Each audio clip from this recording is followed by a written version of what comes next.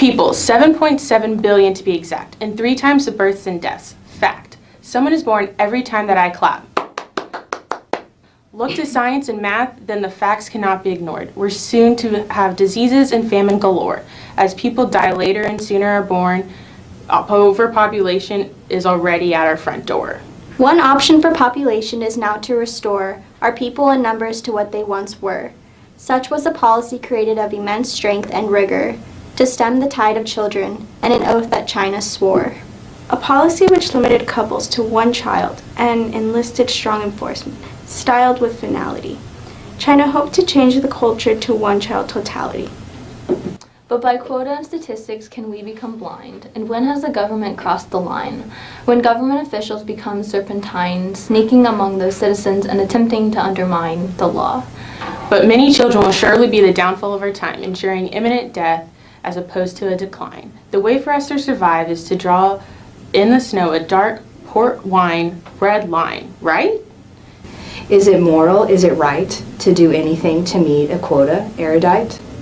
So maybe we've had some instances with enforcement being strict, but the women are ignoring the fines that we depict. They're addicts for babies despite the warnings we inflict, so we have no choice but to convict, restrict, and evict. But should a child be more than a written notation? Is fertility and accessibility that should or should not be regulated? In 2016, China's policy was revoked, and effects poured from its veins like black rotting smoke. 300 million births were prevented, but that might not be true, for ghost children haunt the street unregistered, unknown, undue. There's also a small issue with the marriage resume, because most of the girls were given away. I hate to be morbid over occurrences of yesterday, but it seems at some point the policy led astray. See, the Chinese preferred boys, strong sons which would provide, as opposed to girls who became no more than a bride. But sons, oh sons, they seemed to decide, were tried and true, far more verified. So out went the girls, though such action was not codified, and they were aborted, left behind, or fell to victim to infanticide. Another issue has recently come to light as the elderly population fades out of sight.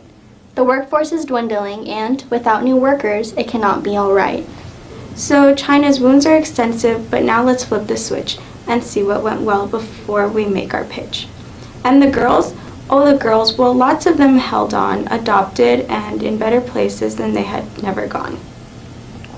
Those in China are also moving along with more fervor, financial support, and choices to act upon.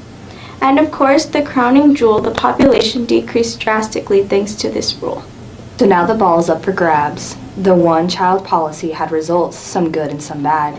Should it be used again, or should we just let it be and try to find another option for the population growth referee?